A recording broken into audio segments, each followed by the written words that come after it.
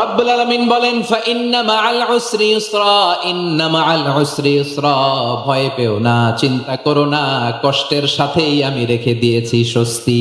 সুবহানাল্লাহ বলেন। মুমিন জীবনে বিপদ যত বেশি, কষ্ট যত বেশি, তার সামনে সফলতা তার চেয়েও বেশি, ঠিক কিনা বলেন? কারণ বিশ্বাসীরা জানে রাত্রি যত গভীর হয় সুবহে সাদিকের সময় তত আগাতে থাকে। গর্ভবতী নারীর পেটের ব্যথা যত বাড়তে থাকে, ঘরে নতুন মেহমান আগমনের সময় ঘনাতে থাকে। মুমিনদের উপর বিপদ, অত্যাচার, আপদ, পরীক্ষা যত বাড়তে থাকে, কালেমার পতাকা উড্ডয়নের সময় কাছে আসতে থাকে।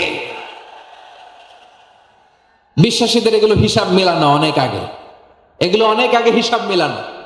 দুঃখ যত বেশি, পরীক্ষা যত বেশি, কষ্ট যত বেশি, সুখের সময় তত কাছাকাছি চিল্লায় বলতে হবে, ঠিক কিনা? এজন্য মুমিন জীবনে পরীক্ষা বেশি, মুমিনদের হতাশা নাই। মুমিনরা নিরাশ হয় না, হতাশ হয় কাফিররা। মুমিনরা কখনো হাল ছেড়ে দেয় না, মুমিনরা ভরসা রাখে একজনের উপর, তিনি কে? পরীক্ষা থাকবে, এই বিপদ থেকে আমাদেরকে উদ্ধার করবেন একজন, তিনি কে? আমরা শুধু আল্লাহর উপরই ভরসা রাখবো। রাজি আছেন তো? চাইবো একজন সত্তার কাছে, আওয়াজ করে বলুন তিনি কে? একজন সত্তার কাছে চাইবে। বিশ্বনবী ওনার চাচাতো ভাই আব্দুল্লাহ ইবনে আব্বাস রাদিয়াল্লাহু তাআলা আনহুকে বললেন, ইয়া আব্দুল্লাহ ইবনুল আব্বাস, হে আব্দুল্লাহ ইবনে আব্বাস, ইযা সাআলতা ফাসআলিল্লাহ, যখন চাইবে আল্লাহর কাছে চাও। ও আব্দুল্লাহ, যখন চাইবা আল্লাহর কাছে চাও। ওয়া ইযা ইসতাআনতা ফাসতাইন বিল্লাহ, যখন সাহায্য চাইবা আল্লাহর কাছে ফরিয়াদ করো। জেনে রেখো ও আব্দুল্লাহ, ওয়া'লাম আন্নাল উম্মাতা লাউ ইজতামাআত আলা আন ইয়ানফাউকা বিশাইইন লাম ইয়ানফাউকা ইল্লা বিশাইইন ক্বাদ কাতাবাহু আল্লাহু লাক। ও আব্দুল্লাহ, জেনে রেখো, মনে রেখো, গোটা বিশ্বের সবাই মিলে যদি তোমার উপকার করতে চায় ততটুকুই তারা করতে পারবে যতটুকু আল্লাহ তোমার নসিবে সেটা লিখে রেখেছে, ঠিক কিনা বলেন? আর যদি গোটা বিশ্বের সবাই মিলে তোমার বিরুদ্ধে কনস্পাইরেসি করে, ষড়যন্ত্র করে, গোটা বিশ্বের সবাই মিলেও যদি তোমার ক্ষতি করতে চায় ততটুকুই শুধু পারবে যেটা আল্লাহ তোমার জন্য বরাদ্দ রেখেছে। যতটুকু আল্লাহ তাআলা তোমার জন্য বরাদ্দ রেখেছে অতটুকুই ক্ষতি করতে পারবে, আর এক চুল বেশিও করতে পারবে না, কমও করতে পারবে না। চিল্লায় বলেন ঠিক কি না? এজন্য আমরা চাইবো কার কাছে? সবাই বলেন নাই, আওয়াজ করে বলেন কার কাছে? সব সময় আমরা আল্লাহর কাছে চাইবো, বিপদে আপদে, সুখে দুঃখে, সচ্ছল অবস্থায় অসচ্ছল অবস্থায়, পরাজয়ের সময় বিজয়ের সময়, সব সময় আমরা ভরসা রাখবো কার উপর? সবাই বলুন। একদল লোক আছে যারা বিপদে পড়লে আল্লাহরে ডাকে, আছে না নাই? পটুয়াখালীতে মাশাআল্লাহ নাই। বিপদ আসলে আল্লাহরে ডাকে, বিপদ নাই আল্লাহ নাই। বিপদে পড়লে নামাজ পড়ে, বিপদও নাই নামাজও নাই। বিপদে পড়লে জিকির করে, বিপদ যখন চলে যায় ওদের জিকিরও বন্ধ হয়ে যায়। এরকম আছে না নাই? কিছু লোক দেখবেন পরীক্ষা আসলে নামাজ পড়ে, আছে আছে। জেনজি আওয়াজ করো, এরকম আছে? এই কমন পড়ে গেছে, কমন পড়ছে। দেখবেন পরীক্ষার সময় নামাজ পড়ে, পরীক্ষাও নাই নামাজও আছে। এরকম কিছু লোক আছে অসুস্থ হলে আল্লাহরে বড্ড ভালোবাসে, আল্লাহরে খুব ডাকে। অসুস্থ হইলে অসুস্থতাও নাই, আল্লাহ স্মরণও নাই। দেখবেন কিছু লোক নির্বাচন আসলে খুব আল্লাহওয়ালা হয়ে যায়, তখন দেখবেন মাথার মধ্যে হেজাব লাগায়, পাঞ্জাবি লাগায়, আল্লাহওয়ালা হয়ে যায়। নির্বাচনও নাই, এরপরে আল্লাহর কথাও নাই। আছে না নাই? না, এরকম হওয়া যাবে না। সব সময় আমরা আল্লাহরে ডাকবো, বিপদে আপদে সব সময় ভরসা রাখবো আমরা একজনের উপর। আওয়াজ করে বলেন তিনি কে? এ কথায় আল্লাহ তাআলা আমাদের চোখে আঙ্গুল দিয়ে জানিয়ে দিলেন, ফাইদা রাকিবু ফিল ফুলকি দা'আবুল্লাহ মুখলিসিনা লাহুদ্দিন ফালাম্মা নাজ্জাহুম ইলাল বাররি ইযা হুম ইউশরিকুন। আল্লাহ বলে একদল লোক আছে তারা যখন আবার আমি আল্লাহর সাথে শিরিক করে। এরকম আছে না নাই? জাহাজে উঠছে, সাগরের মাঝখানে তুফান। ওই সময় দেখবেন আল্লাহ কারে কয়। এই কথা তো আপনাদেরকে বোঝানো সহজ, আপনারা তো নদীর দেশের মানুষ। লঞ্চে চড়েন নাই কারা কারা দেখি? লঞ্চে চড়ছেন? হ্যাঁ, লঞ্চে চড়ে নাই এরকম একজনও নাই এখানে। আচ্ছা, লঞ্চে উঠছেন কে কে দেখি? মাশাআল্লাহ, মাশাআল্লাহ, মাশাআল্লাহ। ঠিক আছে, আপনাদের বোঝানো সহজ। আচ্ছা, লঞ্চে উঠে তুফানের সম্মুখীন হয়েছেন, জলোচ্ছ্বাস, সবাই? মাশাআল্লাহ। এই ওয়াজ তো আপনাদের মুখস্থ, ঠিক কিনা বলেন? আমার বলার দরকার নাই, বলেন। মাঝ নদী, তুফান, জলোচ্ছ্বাস, জলের মধ্যে উচ্ছ্বাস, ঢেউ, টর্নেডো, সাইক্লোন, মেঘের ঘনঘটা, পরিবেশ ঘুটঘুটে অন্ধকার, লঞ্চ একবার এদিকে আরেকবার ওইদিকে, ভিতরে কি অবস্থা হয় বলেন তো? হ্যাঁ, তখন মুসলিম আল্লাহর ডাকে, হিন্দু আল্লাহর ডাকে, ঠিক কিনা বলেন? আস্তিক আল্লাহর ডাকে, নাস্তিক আল্লাহর ডাকে, ঠিক কিনা? লঞ্চের ভেতর, স্টিমারের ভেতর কান্নারে রোল পড়ে যায়, চিৎকারের রোল পড়ে যায়, সবার মুখ দিয়ে শুধু একটা আওয়াজ, লা ইলাহা, লা ইলাহা, লা ইলাহা, সুবহানাল্লাহ, আলহামদুলিল্লাহ, লা ইলাহা। আল্লাহ নামের জিকির করবে যারা, আল্লাহর কাছে প্রিয় তারা, আল্লাহর কাছে প্রিয় যারা, জান্নাতে প্রবেশ করবে তারা, জোরে লা ইলাহা, লা ইলাহা ইল্লাল্লাহ, লা ইলাহা ইল্লাল্লাহু মুহাম্মাদুর রাসূলুল্লাহ সাল্লাল্লাহু আলাইহি ওয়াসাল্লাম। তাহলে লঞ্চের ভেতরে যখন আমরা তুফানের মধ্যে পড়ি, তখন সবাই মিলে আমরা একটা নামের জিকির করি। নামটা কার? মুসলমানেরাও ডাকে, হিন্দুরাও ডাকে, আস্তিকও ডাকে, নাস্তিকও ডাকে, সবাই ডাকে একজনকে। তিনি কে? আবার দেখবেন ওই আল্লাহ তুফানের পরে, ঝড়ের পরে ওই লঞ্চটাকে যখন সদর ঘাটে ভিড়িয়ে দেয়, আবার আমরা নাফরমানি শুরু করে দেই। সে কোথায় আল্লাহ বললেন, ফাইদা রাকিবু ফিল ফুলকি দাআউল্লাহ মুখলিসিনা লাহুদ্দিন ফালাম্মা নাজ্জাহুম ইলাল বাররি ইদা হুম ইউশরিকুন।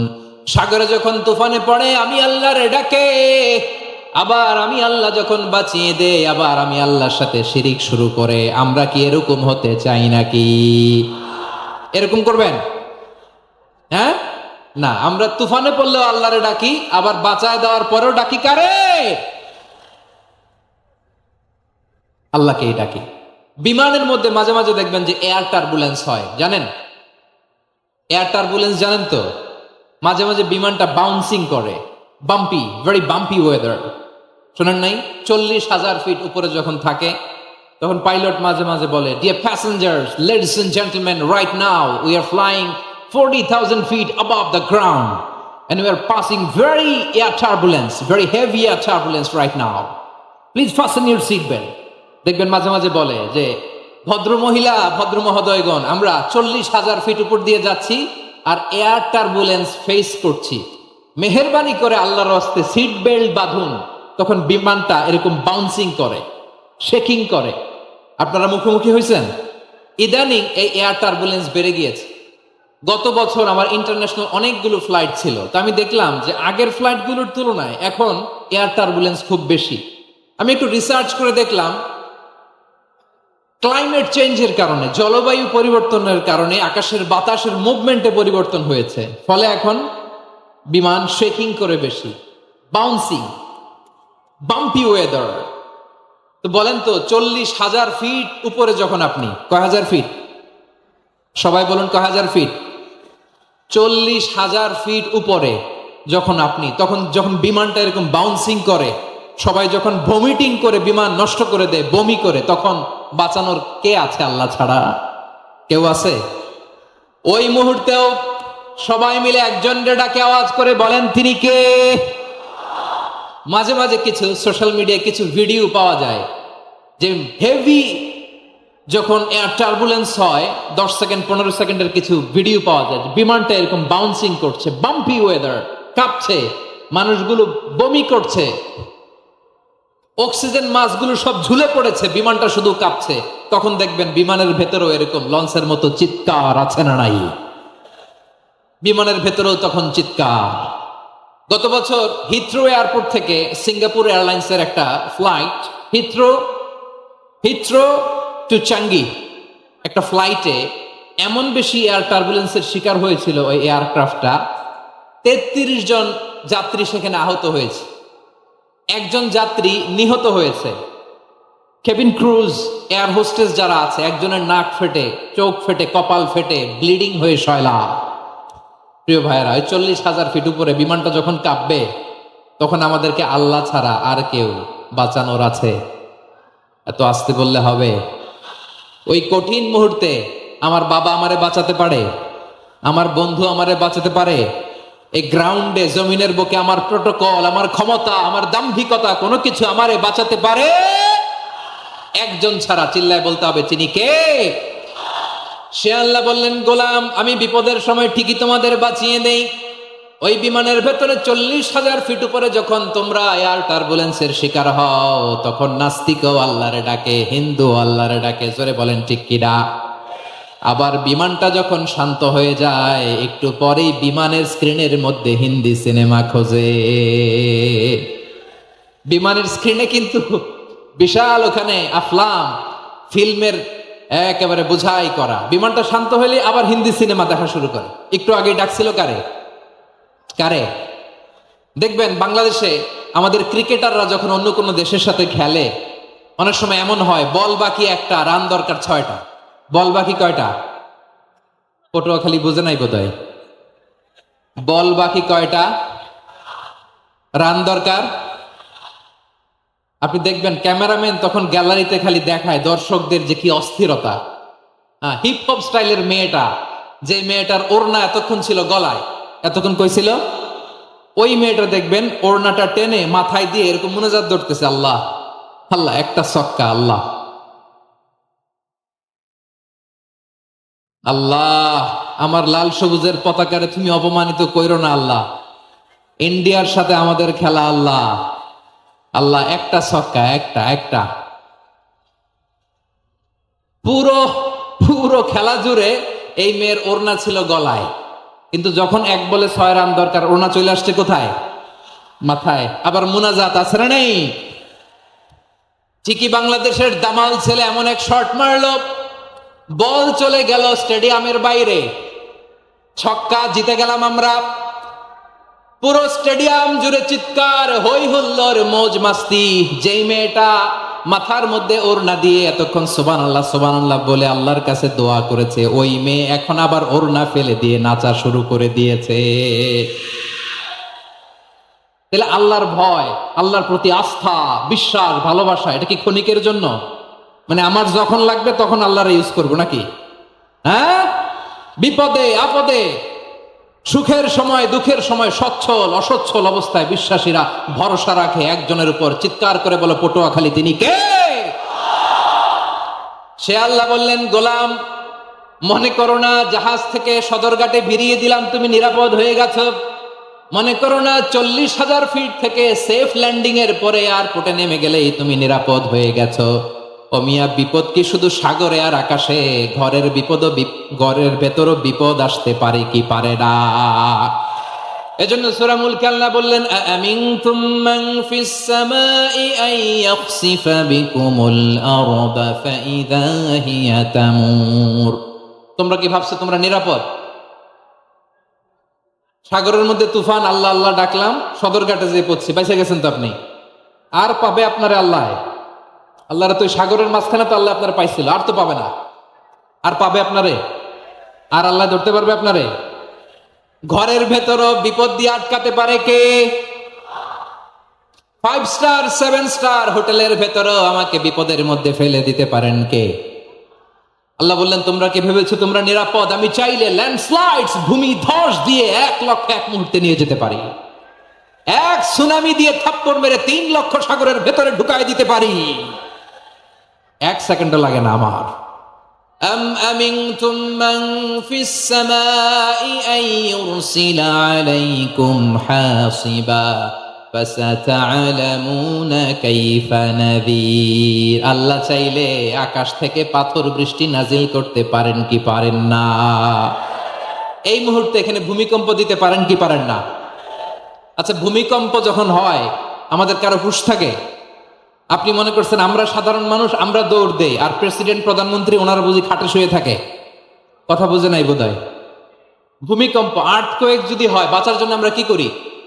হয় খাটের তলায়, ডাইনিং টেবিলের নিচে, উপরে শক্ত কিছু আছে এটার নিচে, অথবা ঘর থুইয়া দেও দৌড়। তো প্রধানমন্ত্রী উনি কি করে? প্রেসিডেন্ট উনি কি করে?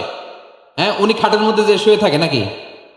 উনিও দৌড়, সাধারণ মানুষও দৌড়, প্রধানমন্ত্রীও দৌড়, বাড়িওয়ালাও দৌড়, ভাড়াটিয়াও দৌড়, সবাই দৌড়। নাকি ভাড়াটিয়ারা বাড়ি থুইয়া দৌড়, বাড়িওয়ালারা আর বেরোয় না? এরকম না। তাহলে যে কোনো মুহূর্তে ভূমিকম্প দিয়ে নাস্তানাবুদ করতে পারে কে?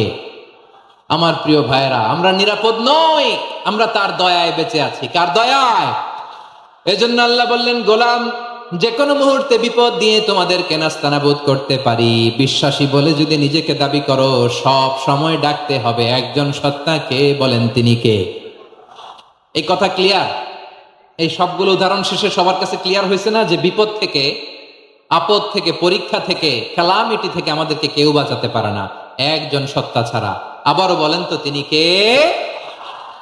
ক্লিয়ার? হ্যাঁ, সবাই বুঝতে পারছেন?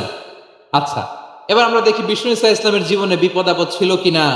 উনি বিপদ আসলে কিভাবে ডিল করতেন, বিপদ আসলে কোন দোয়া পড়তে হয়, কিভাবে ফরিয়াদের হাত উত্তোলন করতে হয়, কিভাবে রবের দরবারে নতজানু হয়ে ফরিয়াদ করতে হয়, এটা জানার দরকার আছে না নাই? আসুন আমরা বিশ্বনবীর জীবনী থেকে দেখি বিপদ আসলে উনি কি করতেন। বিপদ আসলেই প্রথমে বিশ্বনবী সাল্লাল্লাহু আলাইহি ওয়াসাল্লাম একটা দোয়া পড়তেন। কি পড়তেন? তিনি পড়তেন, ইন্না লিল্লাহি ওয়া ইন্না ইলাইহি রাজিউন। নিশ্চয় আমরা আল্লাহর জন্য, নিশ্চয় আমরা কার দিকে ফিরবো ভাই? আবার কার দিকে ফিরবো? আওয়াজ করে বলুন তো, আমরা এসেছি কার কাছ থেকে?